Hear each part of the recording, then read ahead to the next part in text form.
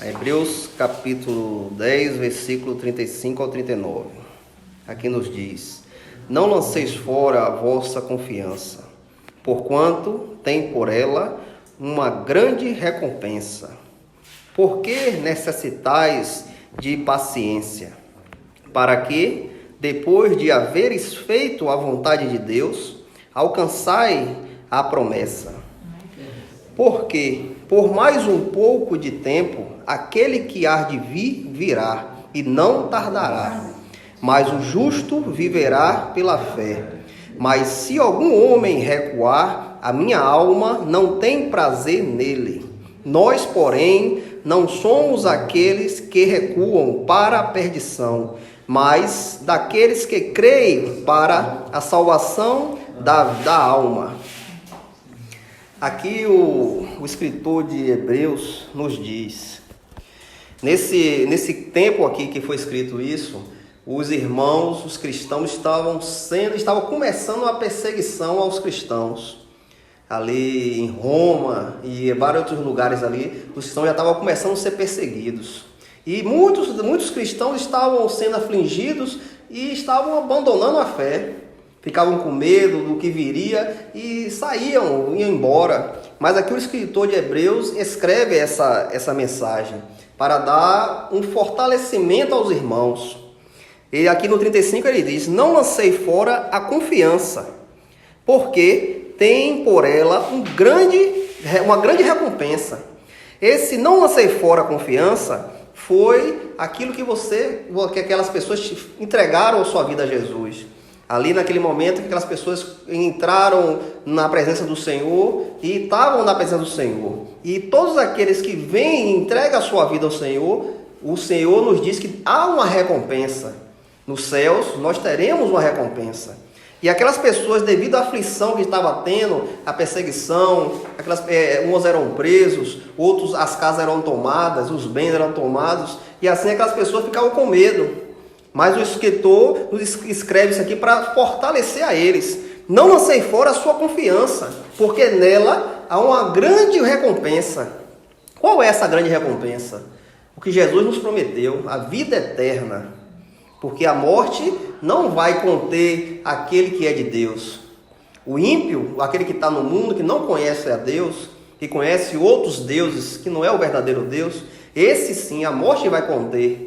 Se ele não abrir os olhos até o grande dia do Senhor, a morte vai conter ele. Mas aquele que está em Cristo, a morte não contém. A morte não é uma barreira. A palavra fala que a morte é o último muro a ser passado. É a morte. Mas aqueles que estão em Cristo vão passar, porque o Senhor nos garantiu. Aqueles que estão em minha mão, nenhum deles serão perdidos.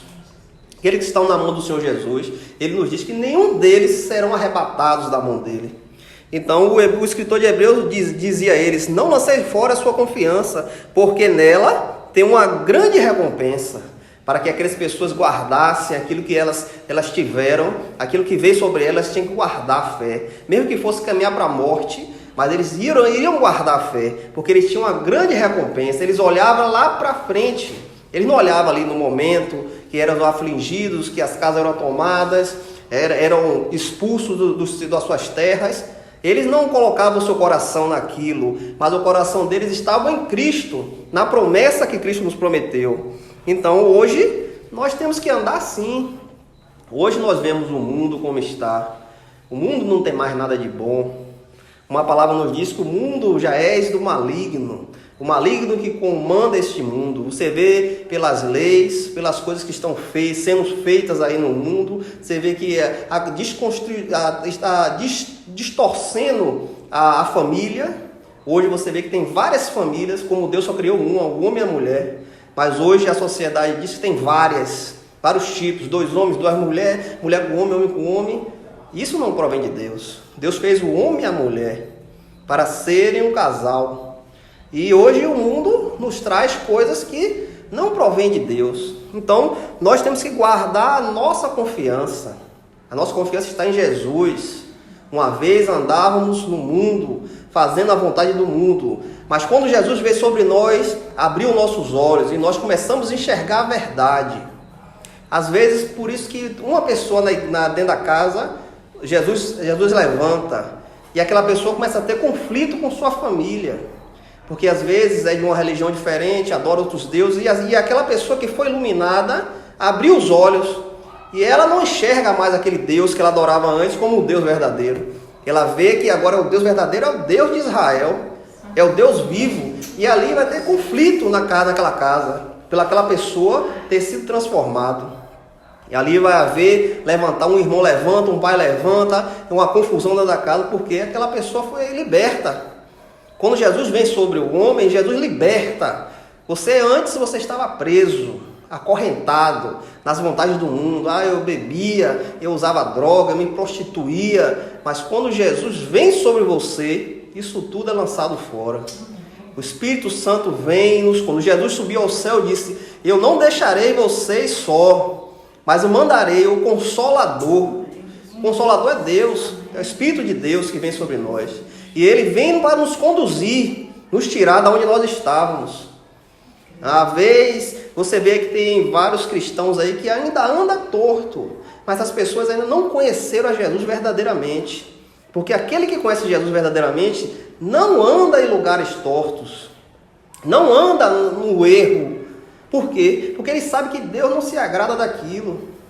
Muitos estão com a Bíblia na mão, mas estão fazendo coisa errada, traindo, bebendo, às vezes usando drogas, escondido aí, prostituindo. Mas essa pessoa não conheceu ao Senhor Jesus. Ele não tem conhecimento, ele está ali na igreja. E de alguma forma ele foi trazido ali, está ali, às vezes prega, canta, mas a vida não foi transformada. Jesus nos diz, quando nós viemos ao Senhor, nossa mente é transformada. Antes que nós pensávamos, não é mais o que nós vamos fazer agora, porque Jesus transformou, nossos olhos foram abertos e agora nós vemos a verdade. Como uma pessoa que está em Deus vai fazer algo errado? Não tem como. Jesus também nos fala que nós vamos pecar, vamos. Nós não somos super-heróis. Vamos pecar, vamos errar, vamos. Mas hoje nós temos o Espírito Santo que nos conduz ao arrependimento. Uma pessoa do mundo peca, hoje peca amanhã, peca depois, não está nem aí. Mas uma pessoa que é de Deus pode ter caído, mas o Espírito Santo vem sobre ele e conduz ele ao arrependimento. E assim ele vai se arrepender. Vai pecar, mas não vai continuar no pecado. Porque o Senhor está com ele, está o conduzindo. Aqui, e o Senhor nos diz aqui no 36, por que necessitar de paciência? Para que, depois que haver feito a vontade de Deus, alcançai a promessa. Por que essa vontade de Deus? O que a gente fazer primeiro a vontade de Deus? Que Jesus nos disse, vieram e diante de Jesus, perguntaram sobre os mandamentos. Jesus disse: todos esses mandamentos eu reduzo em 2: amará teu Deus em primeiro lugar e a teu próximo como a si mesmo. Essa é a vontade de Deus. Amará a Deus em primeiro lugar, sobre todas as coisas, com todo o teu entendimento, com toda a tua força, com todo o teu amor, e amar o próximo como a si mesmo. Então a palavra nos diz, porque necessitar de paciência, para que, depois que haveres feito a vontade de Deus. Qual é a vontade de Deus? Que nós viemos amar o nosso próximo como a si mesmo. Muitos aí estão dentro da igreja e nem conhecem isso.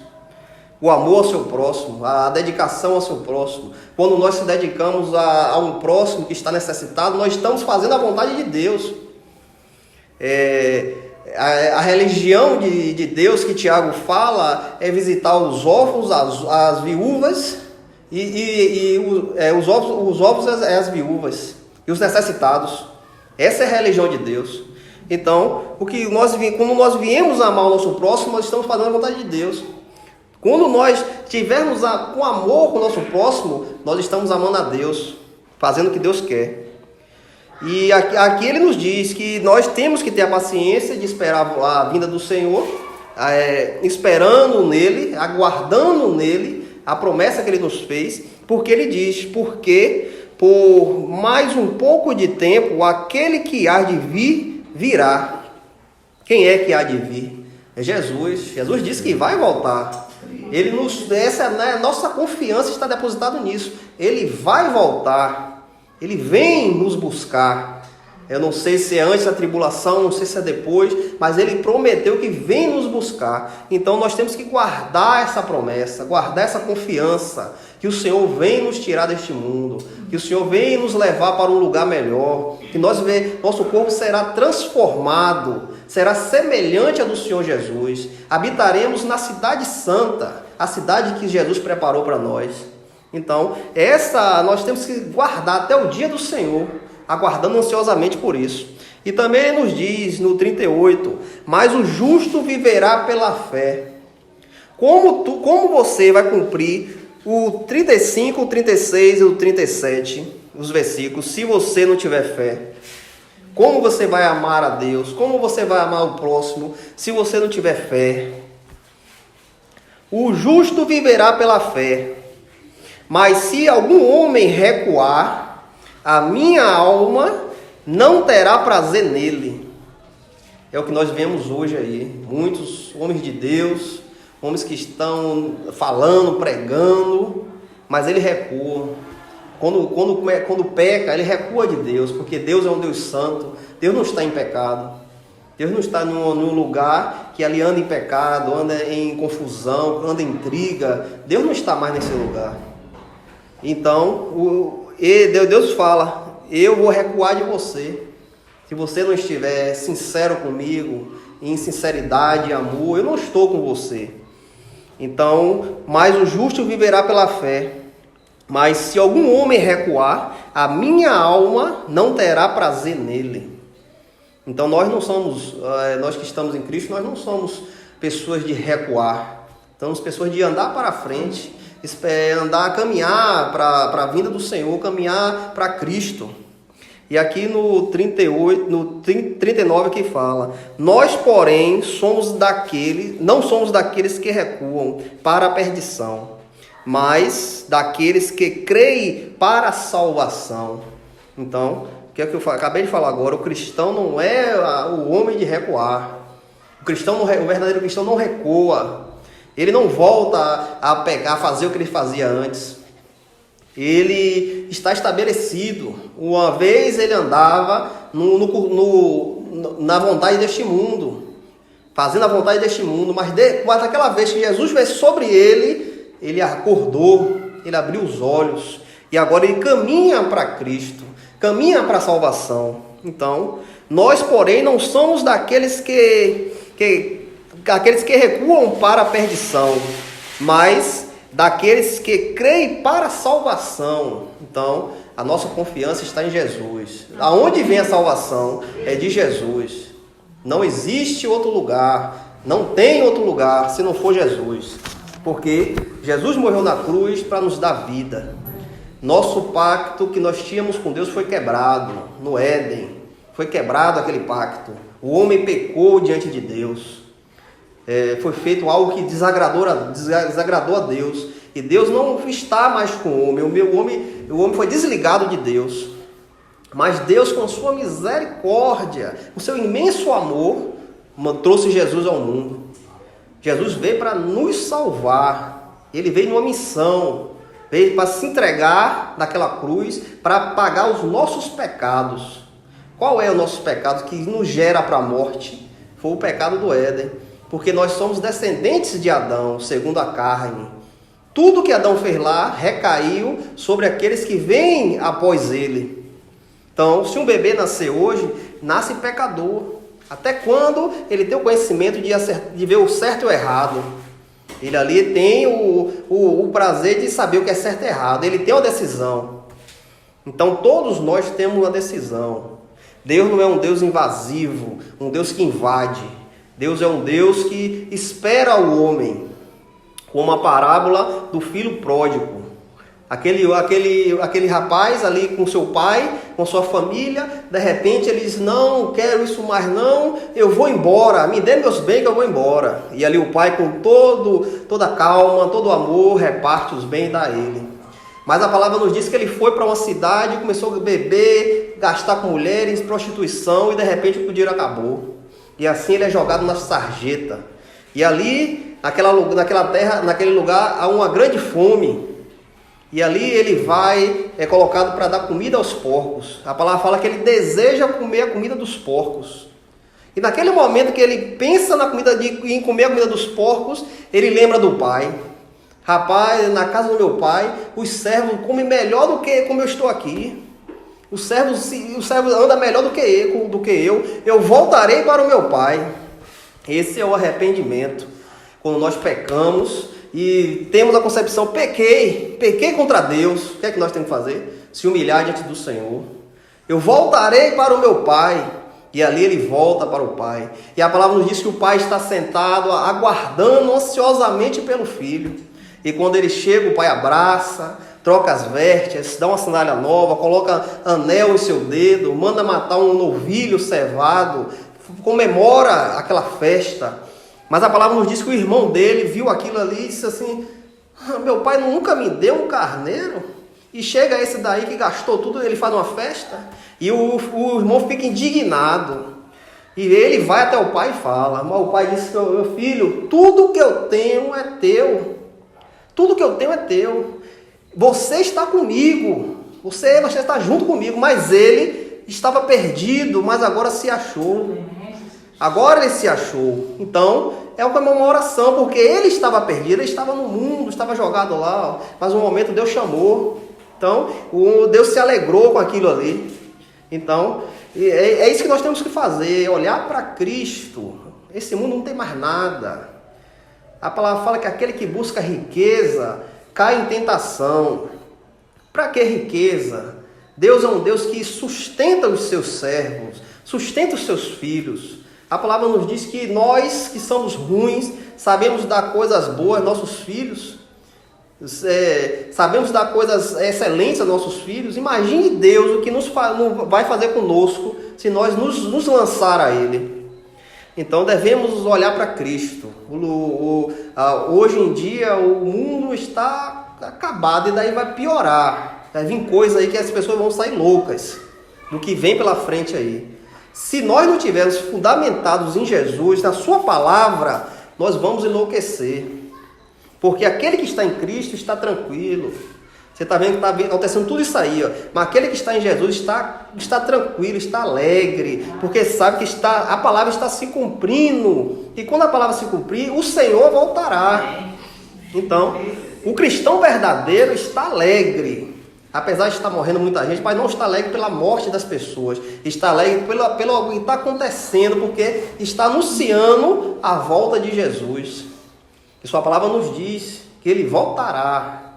Então, o que nós viemos está em Cristo, guardando a nossa fé. Não lanceis fora a vossa confiança, porque tem por ela uma grande recompensa.